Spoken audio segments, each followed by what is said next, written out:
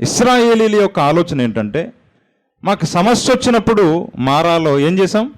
సణిగాం. అంటనే దేవుడు ఏం చేశాడు? జవాబిచ్చాడు. చేదైన నీటిని మధురముగా మార్చిపడేశాడు. సో మళ్ళీ ఏం చేయాలి? సనగాలి. వీళ్ళకి అర్థం కానిది ఏంటంటే, సణిగినందుకు సమాధానం రాలేదు అండి. మారా చోట సణిగితే సమాధానం వచ్చిందా? రాలా.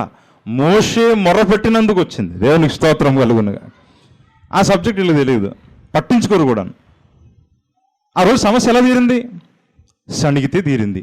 ఇప్పుడేం చేయాలి? మళ్ళీ సనగాలి. సణిగితే చచ్చినట్టు మోషే ఏం చేస్తాడు? వీళ్ళు దేవుడిని పట్టుకుంటాడు, మనకు పని అయిపోద్ది.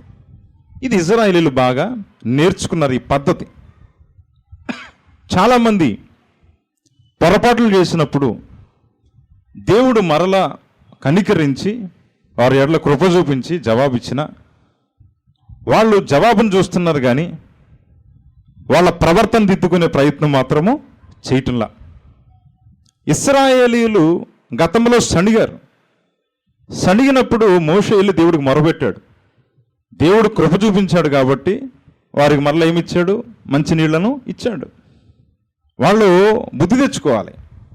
మేము సరిగా ప్రవర్తించకపోయినా మా దేవుడు మా ఎడల కనికరించాడు. మాకు ఒక రోజేమో ప్రతిరోజు పగల మేఘస్తంభంలాగా, రాత్రి అగ్నిస్తంభంలాగా మనల్ని కాపాడుతున్నాడు. మనకు ఏదన్నా కావాలన్నా ఏదో తొందరపాటు కలిగి ఒక మాట అనేసి దేవుడిని సణిగినా కూడా, అయినా దేవుడు మనల్ని ప్రేమించి మారా నీటిని మధురముగా మార్చి ఎలీము అనే ప్రాంతానికి నడిపించి సమృద్ధి గల 12 నీటి బొగ్గలు 70 ఈత చెట్లు ఇచ్చాడే.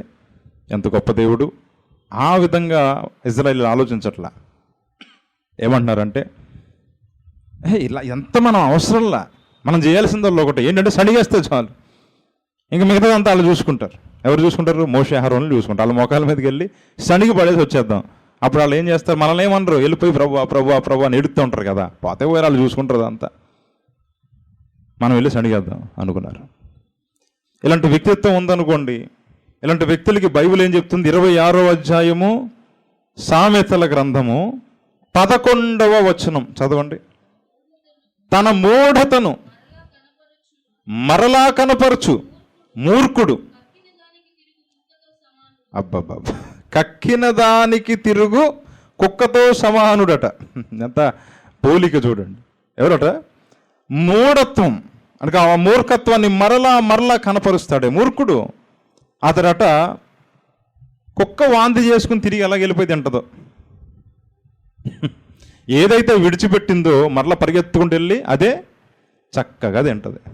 ఎట్లా ఉంటుంది చూడడానికి? మనకి అసహ్యంగా ఉంటుంది. అలా ప్రవర్తించే వాళ్ళను కూడా దేవుడు చూసినప్పుడు దేవుడికి కూడా వాళ్ళు ఎలా ఉంటారు? అసహ్యంగానే కనబడతారు. అంటే జరిగిన ఆ యొక్క సంఘటన నుంచి పాఠం నేర్చుకోరు, కానీ ఏదైనా పర్వాలేదు, ఏ జరిగితే అది ఉంది, మనం మాత్రం మనకు తగ్గిన నేచర్ తగ్గట్టు మనము బిహేవ్ చేస్తూ ఉండాలి. మత్తయి సువార్త 18వ అధ్యాయంలో 10,000 తలాంతులు ఒకడు అప్పున్నాడు ఒక యజమానికి. ఆ యజమాని పిలిచాడు, రా బాబిట్రను, అప్పున్నావు, ఎప్పుడు తీరుస్తావు అని అడిగాడు. అడిగితే వీడు వెంటనే ఏం చేశాడంటే టక్కున సాష్టాంగపడి అన్నాడు, అయ్యా కొంచెం ఓర్చుకో, ఇప్పుడు కొంచెం కష్టంగా ఉంది, ఈ అప్పు ఇప్పుడు నేను తీర్చలేను, కొంత సమయం ఇవ్వండి, దయచేసి నా ఎట్లా కనికరం చూపించండి అంటే ఆ యజమాని అతను చూశాడు. చూసి ఏమన్నాడు? సర్లే, పాపం ఇంతగా అడుగుతున్నాడు కదా అని చెప్పి విడిచిపెట్టాడు. వెళ్ళిపో, అవసరం లేదు, అప్పు తీర్చాల్సిన అవసరం లేదు. ఏం పొందుకున్నాడు ఇతడు? కనికరం పొందుకున్నాడు, క్షమాపణ పొందుకున్నాడు, క్షమించబడ్డాడు. వెళ్ళిపోతున్నాడు. వెళ్ళిపోతా ఈ క్షమించబడినవాడు, కనికరించబడినవాడు రోడ్డు మీద వెళుతుంటే వాడికి ఒక 100 తలాంతులు అప్పున్నవాడు కనబడ్డాడు. వీడికి ఇంకొకడు అప్పున్నాడు పాపం. వాడు కనబడగానే వీడు వెళ్ళి ఎప్పుడు ఇస్తావు అని అడగలేదు, డైరెక్ట్గా వెళ్ళి ఏం పట్టుకున్నాడు? గొంతు పట్టుకున్నాడు. ఇప్పుడు చెప్పండి, ఆ వ్యక్తి యొక్క బిహేవియర్ మీరు ఆలోచన చేయండి.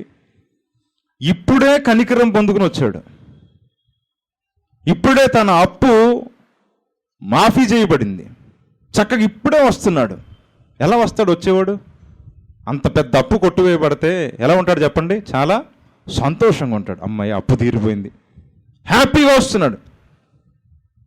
ఈ లోపల ఒక 100 అప్పున్నవాడు కనబడతాడు గొంతు పట్టుకుని, ఏరా నా డబ్బులేయి అని అడుగుతున్నాడు. వాడు అన్నాడు, సేమ్ డైలాగ్ కొట్టాడు. వీడు ఎలాగైతే వాళ్ళ యజమాని దగ్గర డైలాగ్ కొట్టాడు, ఈడు కూడా అట్లా అన్నాడు, అయ్యా నా ఎడల కొంచెం ఓర్చుకో అయ్యా అనగానే ఏమన్నాడు తెలుసా వీడు? సమస్య లేదు, నా డబ్బులు నాకు ఇచ్చే వరకు నేను విడిచిపెట్టేది లేదని చెప్పి కేసు పెట్టి చెరసాల్లో ఇంచేశాడు. ఇప్పుడు ఈ విషయం కాస్త అందరికీ తెలిసింది. వాళ్ళందరూ వెళ్ళి ఆ యజమానుడు ఉన్నాడు చూసారా, 10,000 తలాంతులు అప్పును కొట్టివేసిన యజమానుడు ఉన్నాడే, ఆ యజమానుడు దగ్గరకు వెళ్ళి జరిగిన విషయమంతా తీసుకొచ్చి చెప్పారట. ఏమని చెప్పారు? అయ్యా నువ్వు ఈ వ్యక్తిని క్షమించావే, 10,000 తలాంతులు అప్పు తీసుకున్న ఈ వ్యక్తిని నువ్వు క్షమించావే, కానీ వాడేం చేశాడు? వాడికి ఒక 100 అప్పున్న వాడిని పట్టుకుని క్షమించకుండా ఏం చేశాడు? చెరసాల్లో వేయించాడయ్యా అని చెప్పగానే, పిలవండి అర్జెంటుగా వాడిని పిలవండి అని చెప్పారు.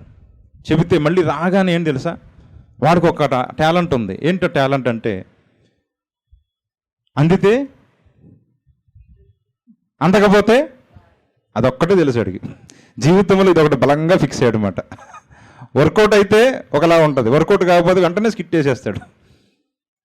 ఆ యజమాని పిలవగానే టక్కన కాళ్ళ మీద పడిపోయి, అడిగి తెలుసు ఈయన దగ్గర ఎలా మాట్లాడాలి. కొంతమంది చాలా తెలివిగల వాళ్ళు అనమాట.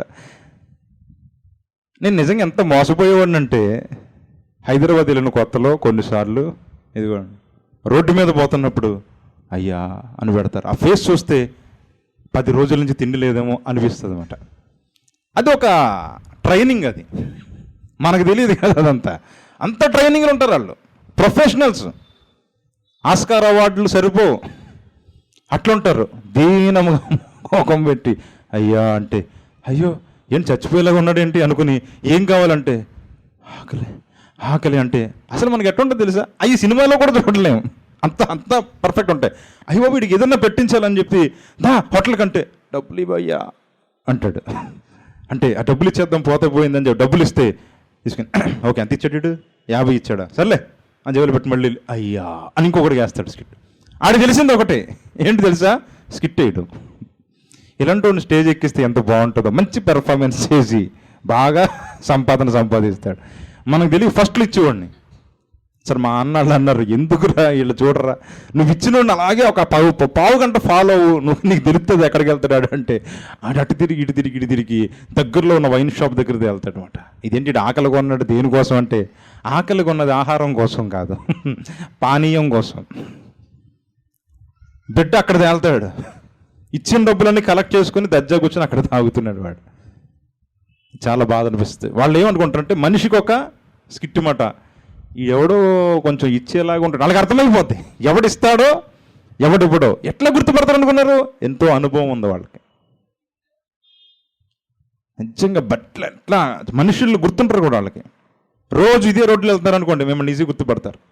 నిన్న ఆల్రెడీ ఇటు తీసుకున్నాడు అనుకోండి, నెక్స్ట్ ఆడ ఫ్రెండ్ని పంపిస్తాడు, ఇదిగో ఆ అడ్రస్ అన్నాడే ఆడు ఖచ్చితంగా ఇస్తాడు ఇల్లు అంటాడు. ఈడు కనబడితే మళ్ళీ మనం ఇవ్వం కదా అనుకుని పక్కని పంపిస్తాడు. వాడు రాగానే పాపం మన జాలి హృదయం కలిగి ఇచ్చేస్తామట. ఆడు తీసుకుని ఈ దగ్గర తీసుకొస్తాడు. ఈ కస్టమర్ని ఎవరు ఇప్పించారు? నేనే కదా ఇప్పించింది, చెరుసాకం చేసుకుంటా. అసలు వీళ్ళ గురించి ఓ సంవత్సరం వరకు అర్థం కాదా మనకేమి. వీళ్ళకి ఒక దందా ఉందని, ట్రాఫిక్ సిగ్నల్స్ దగ్గర వీళ్ళు చేసే పెర్ఫార్మెన్స్ చూడాలి. నాకు అసలు ఫస్ట్లో అర్థమయ్యేదిగా. రకరకాల గెటప్స్లో వస్తారు వాళ్ళు. న్యూస్లో కూడా చూస్తాం, ఫ్లాట్స్ ఉన్నాయి వాళ్ళకి. ఏమున్నాయి? ఫ్లాట్స్. మన మొఖానికి ఏ స్థలం లేదు. అప్పుడు ఫ్లాట్ ఉంది సికింద్రాబాద్లో, ఒక ఆయన ఉన్నాడు, వాడు మన పేపర్లో వేసారు. అపార్ట్మెంట్లో ఆల్మోస్ట్ 2-3 ఫ్లోర్స్ కొనేసాడు అతడు. సికింద్రాబాద్ స్టేషన్ దగ్గర అడుక్కుంటున్నాడు. అడుక్కుంటూ ఏం కొన్నాడు? హలో ఎక్కడ చెప్పారు? ఇక్కడెక్కడ ఈ ఊరు రాయనపాడు ఇక్కడ కొనలేదు, హైదరాబాద్ సిటీలో 2 ఫ్లోర్లు కొన్నాడు, 2 ఫ్లోర్స్. అది ఇప్పుడు పేపర్లు వేసేవరకు ఎవ్వరికీ తెలియలే ఆ విషయం. నేను చదువు ఆశ్చర్యపడ్డా, ఎందుకంటే పక్కా వాళ్ళు ప్రొఫెషనల్స్ మాట్లాడలే. వాళ్ళకి అవసరమైనప్పుడు టక్కన ఏం చేస్తారో స్కిట్ చేస్తారు. వీడు కూడా యజమాని పిలవగానే ఏమన్నాడు? ఫస్ట్ అయ్యా నా ఎడల ఓర్చుకో అయ్యా అన్నాడు. ఓన్లీ ఆయన 10,000 తలాంతుల్ని రుణమాఫీ చేశాడు. వీడు క్షమాపణ పొందినోడు వెళ్ళి ఇతరులను క్షమించాలిగా, వాడు క్షమించలా. ఒక 100 రూపాయలు అప్పున్నవాడిని పట్టుకుని వేధించాడు. ఈ విషయం కాస్త పెద్ద ఆయనకి తెలిసింది. తీసుకురండి వాడిని నా దగ్గరికి అనగానే రాగానే మళ్ళీ సేమ్ స్కిట్ మాట పడిపోయి అయ్యా నా ఎడల ఓర్చుకో అన్నాడు. నీ ఎడల నేను అసలు ఓర్చుకోదలుచుకోలేదు, నేను మనసు మార్చుకున్నాను అని చెప్పి వీడిని అర్జెంటుగా తీసుకెళ్ళి ఎక్కడ పడేయాలి? ఏమన్నాడు? అప్పుడు వాని యజమానుడు వాడిని పిలిపించి, చెడ్డదాసుడా, నీవు నన్ను వేడుకొంటివి గనుక నీ అప్పంతయు క్షమించి తిని, నేను నిన్ను కరుణించిన ప్రకారము నీవును నీ తోడి దాసుణ్ణి కరుణింపవలసి ఉండెను కదా అని వానితో చెప్పాను. అందుచేత వాని యజమానుడు కోపపడి తనకి అచ్చి ఉన్నదంతయు చెల్లించే వరకు బాధపరుచు వారికి వాణ్ణి అప్పగించాడట. దేవునికి స్తోత్రం కలుగును గాక. ఇది దేవుని యొక్క లెక్క. ఇది పరలోక రాజ్యంతో పోల్చాడు ఈ యొక్క ఉపమానాన్ని. దేవుడు పరలోక రాజ్యంతో పోల్చాడు. మనం క్షమించబడిన వాళ్ళం ఇతరులను ఏం చేయాలా? క్షమాపణ పొందాలి. మన యొక్క వ్యక్తిత్వం మారాలన్నమాట. వాస్తవానికి ఇతడు అయ్యా అయ్యా అని వేడుకున్నందుకు అప్పు తొలగించాడు అతడు కాదు. యజమాని హృదయం మంచిది. దేవునికి స్తోత్రం కలుగునుగా. సబ్జెక్ట్ అది. ఇశ్రాయేలీయులు సణిగినందుకు దేవుడు నీళ్లు మధురముగా మార్చలేదు. దేవుని హృదయం మంచిది కాబట్టి దేవునికి స్తోత్రం కలుగునుగా. అది ఇశ్రాయేలీయులు తెలుసుకోవడంలో ఫెయిల్ అయ్యారు. కొంతమంది అనుకుంటాము మనం రోధించుటను బట్టి దేవుడు మన ఎడల కార్యం చేశాడేమో అనుకుంటాం. నేను ఉపవాసం ఉన్నాను కాబట్టి ఇదిగో దేవుడు ఇలా చేశాడు అని అనుకుంటాం. మనం ఏదీ లేదు అతిశయించడానికి. నథింగ్. బైబిల్ చదివితే మనకు బాగా అర్థమైంది ఏంటంటే మనల్ని బట్టి కాదు అది. ఈ లోకంలో ఎవడు కూడా దేవుని ఎదుట ఒక పరిశుద్ధముగా నిలబడేంత గొప్పవాడు ఎవడు కూడా ఈ లోకంలో లేడు. అందుచేత మనం ఒకటి అర్థం చేసుకోవాలి. ఈ జవాబు నా జీవితంలో ఎలా వస్తుంది, ఈ సమాధానం నా జీవితంలో ఎలా వస్తుంది అంటే అది నన్ను బట్టి కాదు. ఎవరిని బట్టి? నేను సేవిస్తున్నా నా దేవాది దేవుణ్ణి బట్టి. దేవునికి స్తోత్రము కలుగునుగా. ఇశ్రాయేలీయులకి అది రాలేదు. వాళ్ళు ఒకటి అనుకున్నారు గుడ్డిగా. ఏమనుకున్నారంటే సణిగితే దేవుడు కార్యం చేసేస్తాడు. సమస్య వచ్చినప్పుడు ఏం చేసేయాలి? సణిగేస్తే చాలు. మోషే దగ్గరికి వెళ్ళిపోయి సణిగేస్తే చాలు. మోషే వెళ్ళి దేవుడి దగ్గర ఎడుతాడు, ఎలాగోలాగా దేవుడు మనకు జవాబు అయితే ఇచ్చేస్తాడు అని ఫిక్స్ అయిపోయారు వీళ్ళు. ఆ నేచరు మంచి నేచరు కాదు. వాళ్ళు సరిగా దేవుడిని అర్థం చేసుకుంటే మళ్ళీ సణుగుతారా? మళ్ళీ వాళ్ళు సణగరు. వాళ్ళకి సరిగా దేవుడు అర్థము కాలేదన్నమాట. కొంతమందికి చూడండి కొన్నిసార్లు దేవుడు జవాబులు ఇస్తాడు. కొన్నిసార్లు వాళ్ళు అనుకుంటారు ఓహో ఇట్లాగే వచ్చేస్తుందేమో జవాబు అనుకుంటారు. నెక్స్ట్ టైం చూడండి రాదు, అట్లాగా వర్కౌట్ కాదు. మీరు ఆలోచన చేయండి. ప్రతిదీ కూడా మనకు తోచినట్లు రాదు జవాబు. అడిగేవాడిని బట్టి కాదు, ఇచ్చే ఆయన్ని బట్టి. దేవునికి స్తోత్రం కలుగునుగా. అంటే భక్తి ఎవరి మీద ఉండాలి? ప్రభు వైపు. ఎఫెసీయులకు రాసిన పత్రికలో చాలా స్పష్టంగా పౌలు చెప్పాడు ఒక మాట.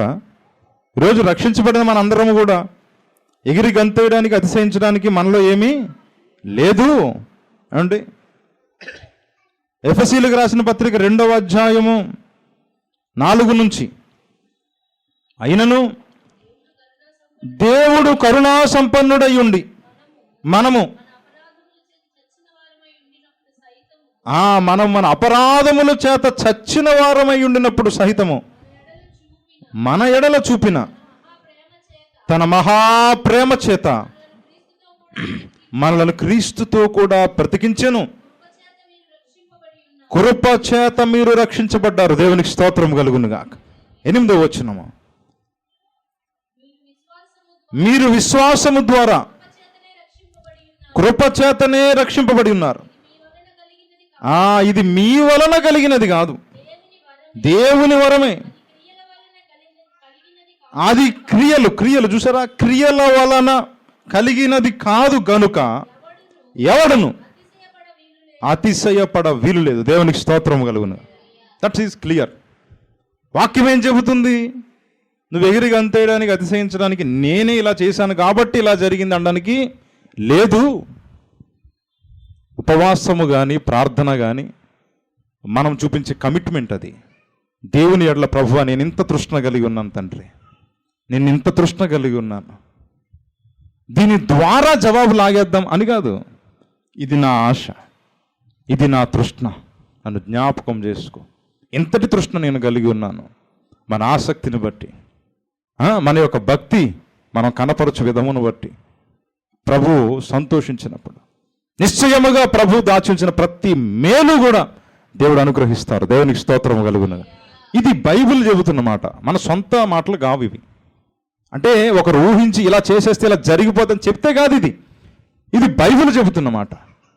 ఈ వచనములు చదవగా మనం గ్రహించాల్సింది ఏంటంటే మన శక్తియుక్తులను బట్టి అవి జరగటం లేదు. అది దేవుని మీద ఆధారపడి ఉన్నాయి జవాబులు. ఇశ్రాయేలీలు శనిగేస్తే మాకు వచ్చేస్తాయి అనుకుంటున్నారు. వాళ్ళకి అది అలవాటు అయిపోయింది. మనకి సమస్య వస్తే ఏం చేయాలి తెలుసా? మనకి ఏం అవసరం, సింపుల్. ఏం చేయాలి? వెళ్ళి మోషేని ఒక్కసారి గట్టిగా శనిగావనుకో, మోషే ఏం చేస్తాడు? వెంటనే వెళ్ళిపోయి మోకాళ్ళు వేసేస్తాడు దేవుని దగ్గర. ప్రభు అనగానే దేవుడు ఏం చేసేస్తాడు? ఓకే, మోషే అడుగుతున్నాడు కదా అని జవాబు ఇచ్చేస్తాడు. అట్లా మనం జవాబు పొందుకోవాలి అనుకుంటున్నారు. ఇది సరైన మెథడ్ కాదని బైబిల్ చెబుతుంది. పేతురు రాసిన 2వ పత్రికలో 2వ అధ్యాయంలో 20వ వచనం ఏం చెబుతుంది? ఇక్కడ చూడండి. ప్రభువును రక్షకుడైన యేసుక్రీస్తు విషయమైన అనుభవ జ్ఞానము చేత ఈ లోక మాలిన్యాలను తప్పించుకున్న తర్వాత మరలా వెళ్ళి వాటిల్లో చిక్కుపడితే గనక వాళ్ళ పరిస్థితి ఏమవుద్దట? మొదటి స్థితి కంటే హీన స్థితికి వచ్చేస్తట. సంసోను ఉన్నాడు. ఎవరున్నారు? సంసోను ఉన్నాడు. మంచి మాటలు ఉన్నాయి సంసోను గురించి. మొదటి స్థితి ఏంటి? యెహోవా ఆత్మ జొర్యాకను ఇష్టాయేలుకు మధ్య మహినదాములో అతన్ని రేప మొదలుపెట్టిన దేవుని ఆత్మ చేత ఆత్మానుసారంగా ఆరంభించిన వాడు తన జీవితం. ఇక్కడ చూడండి ఏమనుందో తెలుసా? దేవుడు ఎడబాసెను, శత్రువుల చేతికి చిక్కెను, వాళ్ళు కళ్ళు ఊడదీసెను, అతన్ని బంధించెను. అది కడపరి స్థితి. కడపరి స్థితి హీనముగా అయిపోతుందని చెప్పి బైబిల్ చెప్తుందన్నమాట. సంసోను యొక్క కడపరి స్థితి చాలా దారుణంగా తయారైంది. దేవుడిచ్చిన అవకాశం ఎటువంటి స్థితిలో చేసుకున్నాడో చూడండి. మనకి ఒక దెబ్బ తగిలినా మనం వెంటనే దేవుని వైపు చూడటము నేర్చుకోవాలి. ఇశ్రాయేలీలు అట్లా నేర్చుకోవట్లే. ఇశ్రాయేలీలు వారి జీవితంలో దేవుణ్ణి అర్థం చేసుకునే ప్రయత్నము చేయట్లా. పగలు మేఘస్తంభముగా కనబడుతున్నాడు ఆయన, రాత్రి అగ్నిస్తంభముగా కనబడుతున్నాడు. వాళ్ళు నడిపించేది ఆయనే. అయినా కూడా దేవునికి మొరపెట్టకుండా ఏం చేస్తున్నారు? సమస్య వచ్చినప్పుడు వెళ్ళి మోషమే సణిగేస్తే చాలు, మోషే చూసుకుంటాడు. వాళ్ళు ఏం చేసుకుంటే మనకు అనవసరం, జవాబు మాత్రం వచ్చేస్తుంది. చూడు, మారాలో మనం సణిగాము, ఏం చేశాడు? చేదైన నీటిని మధురముగా మార్చాడు. ఇక్కడ కూడా అంతే. ఏం కావాలంటే ఇప్పుడు వాళ్ళకి ఏం కావాలి? మా కుండలలో మేము మాంసము తృప్తిగా తిని కూర్చున్నాం ఒకప్పుడు, ఇప్పుడు ఏం లేదు, మాకు మాంసము లేదే అని సణిగిరట. అలా సణిగితే ఏమొస్తుందట? మోషే ఏళ్ళు మొరపెట్టుకుంటాడంట, దేవుడు ఇచ్చేస్తాడట. ఫిక్స్ అయిపోయారు వాళ్ళు. కానీ మనం నేర్చుకోవాల్సింది ఏంటంటే, బైబిల్ ఏం చెబుతుందంటే అటువంటి వ్యక్తిత్వము ఏమాత్రము మంచి పద్ధతి కాదు. చేసిన తప్పే పదే పదే చేయుట దేనికి దారితీస్తుంది? శిక్షకు దారితీస్తుంది. ఈ పాఠాలు మనకేమి నేర్పిస్తున్నాయి? దేవుని సన్నిధిలో ఒకటి తప్పు అని తెలిసినా కూడా మరలా మనము దేవునికి వ్యతిరేకంగా అది చేస్తున్నామంటే చివరికి అది ఎక్కడికి తీసుకెళ్తుంది? మనల్ని ఖచ్చితంగా శిక్షలోనికి అది తీసుకుని వెళ్ళిపోతుంది. కానీ అయినా కూడా ఇటువంటి స్థితిలోనికి ఉన్న ఇశ్రాయేలీయులను దేవుడు చూసినప్పుడు ఏం చేశారు? చూడండి, వీళ్ళు ఇంత సణిగినా కూడా మారాలో సణిగారు, మళ్ళీ ఇక్కడ సీను అరణ్యంలో సణిగారు. ఇశ్రాయేలీయులు ఎలా కనబడుతున్నారు? అక్కడ ఇక్కడ కూడా సణిగిన వారిగా కనబడుతున్నారు. కానీ దేవుడు అక్కడ మారాలో చేదైన నీటిని మధురముగా మార్చాడు. ఇక్కడ వీళ్ళు ఇన్ని సణిగినా కూడా ఏం చెప్పాడు? నేను వాళ్లకు ఆహారం ఇస్తాను అన్నాడు. దేవునికి స్తోత్రం కలుగునుగాక. దేవుడు మారలా, ఇశ్రాయేలీయులు మారలా, వీళ్ళు సనగడం మానలా, అదే సణుగుడు చూపించారు. దేవుడు అదే ప్రేమను చూపిస్తూ వచ్చాడు. దేవునికి స్తోత్రం కలుగునుగాక. ఇది మనం అర్థం చేసుకోవాలి. మొదటి భాగంలో మనం మరలా తప్పు చేసి దోషులము కాకూడదు అని మనం నేర్చుకోవాలి. రెండో భాగంలో దేవుడు ఎంత ప్రేమ గలవాడో మనము అర్థం చేసుకోవాలి. తిమోతికి రాసిన పత్రికలు ఏమంటాడు తెలుసా? పూర్వము దోషకుడును హానికరుడున్నను కానీ ఒక మాట అంటాడు, తెలియక చేసి తిని గనుక ఏం పొందుకున్నాను? కనికరించబడ్డాను. దేవునికి స్తోత్రము కలుగును. ఇతనికి ఉంది మంచి అనుభవం. ఒకప్పుడు నేను ఇలాంటి పని చేశానే, తెలియక చేశాను. నేను అజ్ఞాన దశలో నేను అది చేశాను. కానీ దేవుణ్ణి ఎరిగాను. ఇప్పుడు నేను ఏమంటున్నాడు? యేసు ఎవరో తెలుసుకున్నాడు. ఎవరు? పౌలు గారు. అర్థమయ్యాడు మాట యేసయ్య. పౌలు గారికి యేసయ్య అర్థమయ్యాడు. అందుకే ఆయన, నేను క్రీస్తుని పోలి నడిచిన ప్రకారం మీరు నన్ను పోలి నడుచుకోండి. అంటే పౌలు గారి ఎజెండా ఏంటి? నేను ఎలాగైనా కూడా క్రీస్తుని పోలి నడవాలి. అన్ని విషయాల్లో, మాటలో, నడకలో, ప్రవర్తనలో, సమస్తమైన విషయాల్లో కూడా ప్రభు అయిన యేసును నేను మాదిరిగా పెట్టుకున్నాను.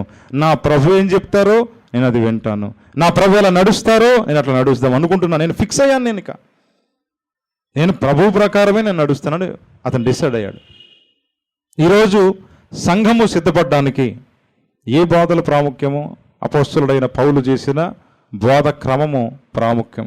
ప్రభువు ఆశీర్వదించారు. ఆయన ఉపదేశాలని ప్రభు ప్రపంచానికి అందించారు. పౌలు ద్వారా పరలోక మర్మములు బయలుపరిచారు. ఎఫెసీయులకు రాసిన పత్రికలు అదే చెప్తాడు. ఈ మర్మము తెలుసుకోవడానికి చాలామంది ప్రయత్నించారట. అది ఎవరి వల్ల కాలేదట. అది కేవలం ప్రభు నాకును అపోస్తలులకును అది బయలుపరిచాడని ఎఫెసీయులకు రాసిన పత్రిక 3వ అధ్యాయంలో చెప్తాడు. ఇవి ఎవరికి, ఈ ప్రత్యక్షతలు ఎవరికి వచ్చినాయండి? క్రీస్తు రూపంలోనికి నేను రావాలి అని ఎవరైతే ఆశపడ్డారో, పూర్వం హింసకుడే, దోషకుడే, హానికరుడే, ఆయన తెలియక చేశాడు గనక క్షమించబడ్డాడు, కనికరించబడ్డాడు. కానీ యేసయ్యను తెలుసుకున్న తర్వాత మరలా అలాంటి పనులు అతను చేయలేదు. అందుకే దేవుని కృపను పొందుకున్నాడు. ఆయన అపోస్తలత్వమును కలిగి ఉన్నారు. మాదిరికరంగా నిలబడ్డారు అన్నమాట.